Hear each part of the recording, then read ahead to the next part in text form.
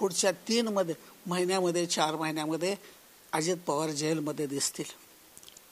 माझं त्यांच्या विरोधात आता मी एकूण 3 अर्ज असणार आहे. 3 अर्ज पुढच्या 10 दिवसामध्ये हायकोर्टामध्ये दाखवतो. कुठं त्यावेळेला जेलमध्ये असणार तू, निवडणूक लढता येणार नाही ना लोकसभेची ना विधानसभेची. 2024 आता उद्या उजाडणार. 2024 मध्ये सगळ्या निवडणुका आहेत, दोन्ही लोकसभा विधानसभा. त्यावेळेला अजित पवार कुठंही निवडणुकीला उभे राहू शकणार नाहीत, कारण त्यावेळेस जेलमध्ये असणार.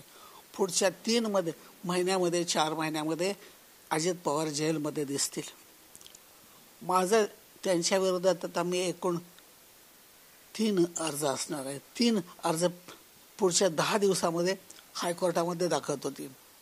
पहिलं असं की हायकोर्टाच्या आणि सुप्रीम कोर्टाच्या आदेशाप्रमाणे अजित पवार 25,000 कोटीच्या शिखर बँकेतल्या घोटाळ्यातले मुख्य सूत्रधार आहेत आणि त्याच्यावरती FIR दाखल करा असं सांगितल्यानंतर FIR दाखल केला. 5 वर्ष झाली फुकट गेली. महाराष्ट्र सरकारच्या चीफ सेक्रेटरीवरती हा पहिला हे असणार की ताबडतोब चार्जशीट ठेवा.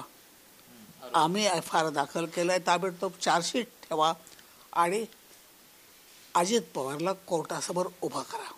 आणि 5 वर्ष फुकट गेल्यामुळं आम्ही फास्ट ट्रॅकमध्ये हे करणार नाही, विनंती करणार की फास्ट ट्रॅकमध्ये कोर्टानं हा आमचा